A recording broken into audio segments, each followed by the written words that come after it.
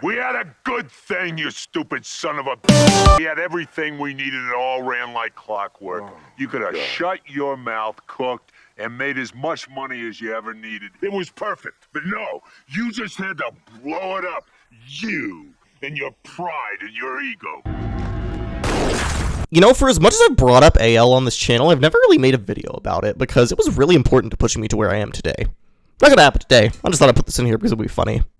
I have told a lot of stories on this channel before. Stories about how my mother was an incredibly crazy person, stories about how I was crazy at times, stories about how just some random events have happened in my life. But one thing that I don't think I've ever told a story about is what happened during my schooling days. And there is a reason for that, and I will get into that in just a second. But before we start anything, if you could subscribe and leave a like on the video, that would be very appreciated. But yeah, this story is also a continuation of the story where I got expelled from first grade. So if you've not watched that one yet, I definitely recommend watching it. There will be a link up at the top right about now. It definitely gives you a lot of much needed context as to what exactly is happening in this story. But long story short, I was a little bit of a demon in elementary school. I ended up kicking my principal, like actually assaulting the principal at like 7 years old, and they ended up expelling me from school. And I got put in a school for people with severe autism. Now, listen, I know that I probably have, like, some form of autism, but A, I'm not going to pay $2,000 to get a piece of paper that says that I have it, and, 2, I do not need to be in with severely autistic children. We're not talking about, like, the amount of... I am not able to, like, look at things properly. I'm not able to eat. I'm not able to sleep. I'm not able to think for myself a lot of the times, and I just didn't have that form of autism, if I even have any form of autism at all whatsoever. And so, that school for me was not a good fit at all. And because of that, it led to some altercations in school that you kind of wouldn't see at a normal school, and other altercations that you would see at a normal school happen way less than happened in my school, right? And that's where this story begins, all back in middle school. Now, in middle school, I was kind of mostly in the swing of things about how the school worked. I was definitely behind educationally. It was a miracle that I even managed to graduate anyways, because I had to teach myself the whole high school curriculum. So, I ended up teaching myself high school, right? And there was this kid in my class, and we're gonna call him David, right? So, David was a very strong guy, right? He was, like, probably, like, 200 pounds at, like, 12 years old, right? And the fact that this guy and I got along well was pretty important for me, because if I didn't get along with him, I would get my ass kicked. There is no other way around it. Like, that guy's really big, and if I ever did something to piss him off, things would not go well. Well, yeah, I pissed him off. So, before the story happens today, I need to give you a little bit of context, right? So, me and David had a falling out with another child at the school involving themselves in it. So we're gonna call this guy, Sponge. Let's call him SpongeBob, why not? Right, so SpongeBob decided that he wanted to, you know, really not like me. It was influenced from another really shitty person at my school, and he and David started to hate me after this guy. And they would walk around, and, you know, they would be, like, the bulliest bullies you would ever see. They're, like, comically evil in terms of how bullies were, right? So, every time they would see me, they would laugh at me, they would throw shit at me. I remember one time specifically, we had a fight on the bus where one of the kids were, like, banging their heads against the seat, and I tried to get Dave to stop, and it broke out into a full-on fist fight where we wrestled each other over this one kid because he didn't understand what was going on. I did, and so we kind of just kept fighting like that, and eventually, after about, you know, 10 seconds, the bus driver comes and breaks it up and calls all of our parents, right? And after that, things normally go back to the way they were. But this story in particular is a time when things definitely didn't settle, right? So today is a normal day in 8th grade. I get up in the morning, I grab myself a quick breakfast, brush my teeth, hop on the school bus, and I'm on my ride to school. And now, David was there, and he was like, you know, kind of always as he was telling me to shut up anytime I, like, listened to my music or I sang on the bus, which, I mean, my singing is kind of pretty annoying if you've ever heard it. The enemy ascended beyond your control, or was that all your intention? Yeah, let's just not listen to that. But anyways, I'm getting on the bus, right, and I am driving into school. You know, I have to deal with the yapping from David, but it's okay. I power through it, I put my head down, go to sleep. We wake up and we get to school, right? We walk in the front door and we get ready for class, right? And now, the way classes worked in the school, it was very similar to how it worked in, like, kindergarten, right? Not so much in the topics, but in the sense of you don't have a homeroom teacher and then, like, 15 other teachers. Your homeroom teacher is your primary teacher. Your only teacher, as a matter of fact. So that's why I had to teach myself the whole high school curriculum, because this teacher specialized in English and a little bit of history, alright? She did not know math or anything like that, so my entire math curriculum had to be taught to me by myself, right? That's important to mention, because that means me and David were in the same class, and we had to sit with each other all day long, right? And things go pretty normal for the first hour of the day or so. The casual joke was exchanged or two. I do my schoolwork. I say ELA work that I had at the time, and it was pretty a normal morning, right? And then, much like a kindergarten, they have recess times, right? Now, did I need recess all the way up till 16? No. Did I start staying inside and doing stuff with the teacher instead of going outside because I felt cringe about it? Absolutely. But this is one of the days where I was like, you know what, screw it, we're gonna go outside and we're gonna do a little bit, okay? This was a mistake, as you'll soon see, right? Because the second I walk outside, I get this just blast of cold air in my face. And it was, oh my goodness, it was cold, right? I don't know what the temperature was that day. It had to be like almost like 0 outside, like Fahrenheit. By the way, it was awful. And so I was like freezing my butt off. I could not do anything. I could barely walk around. So David is like, yo, why are you so cold, man? Come on, it's not that big of a deal. And I do not respond because, again, I don't want to engage, but also, I'm just too freaking cold, dude, right?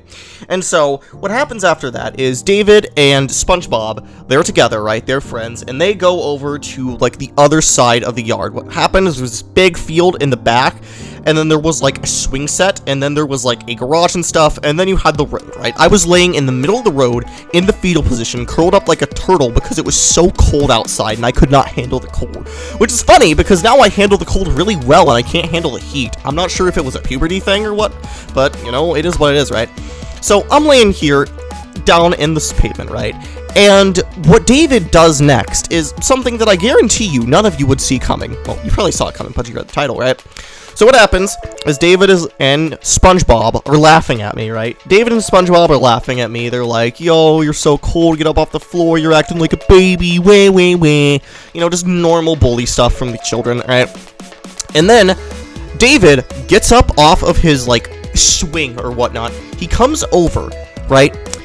And he takes his foot, draws it up in the air, and just starts stomping on my head. He, like, stomp and stomp and stomp and stomp, and then he started grinding my face into the pavement, and that shit hurt really bad, okay? And now this is not the first time he had beat on me. It is one of several, and beyond a certain point, I'm just like, you know what? Fuck it. I'm gonna get up, and I'm gonna go defend myself. Now, guys, don't do this. If there is somebody way bigger than you and way stronger than you and they're bullying you, please tell a teacher. Please tell an adult. I know you might not want to get known as that guy that snitches, but it's sure as hell going to be a lot better than what's going to happen after I get a really bad idea in my head. Let's just say that, man. But anyways, right, as I was saying, I had a really bad idea, right? And I was going to get up, and I was going to go try to defend myself. Which, again, don't do that, guys. It's going to end badly, as you'll see here in just a second. So I get up, I stand up, and I start walking over to the swing set. And then they see me coming, right? They see me walking towards them, and they start to get a little bit of a look on their face. And I come up behind David when he's not looking. I tap him on the shoulder, and I wind back my arm to go in for a punch, alright? We are out in the field now. I throw one punch, miss, and then David comes in with a left hook and sends me out into La La Land, okay? I lost that fight so fucking hard, right? I tried to swing one punch, missed, and I got knocked out. The next thing I know, I'm waking up in the middle of a fucking field with a bunch of teachers standing over me, asking if I'm okay, and I look down, and I can tell that my shirt feels a little bit wet, right? So I look down, and I see I am covered from, like, head to all the way down near my torso, just in blood. I am covered in blood.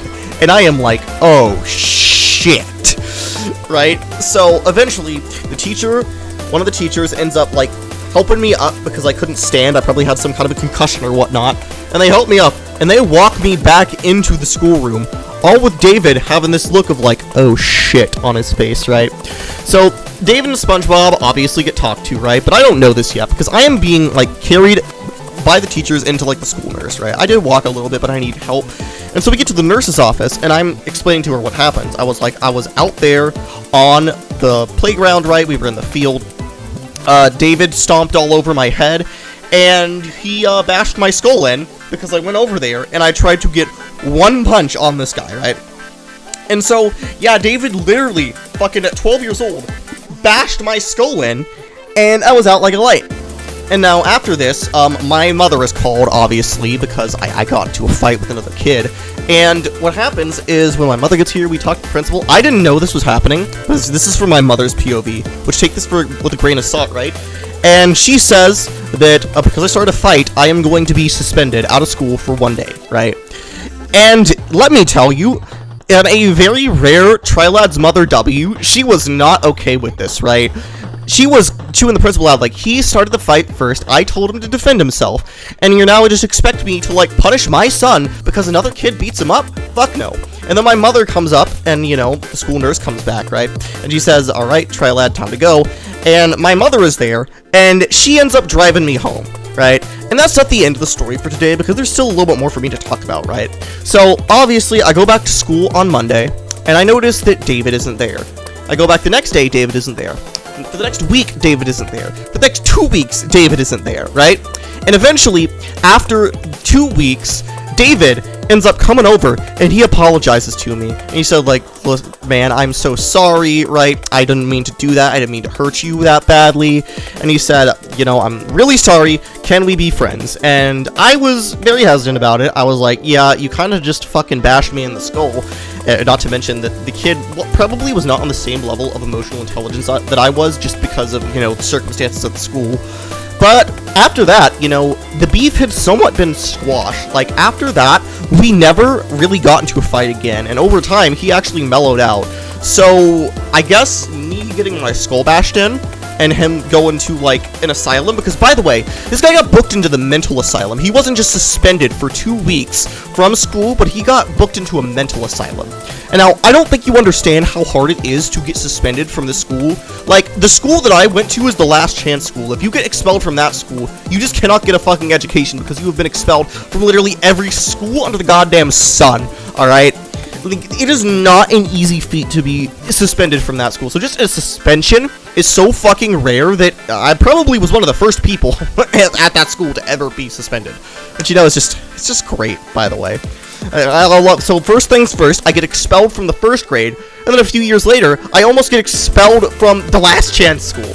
Well, not me, it was David, right? I just got suspended for a day, which is honestly fair, because even though he did, like, grind my skull into the ground, I still swung, right? The fight was over. I started a fight that lasted for, like, all of 5 seconds, and I lost it horribly.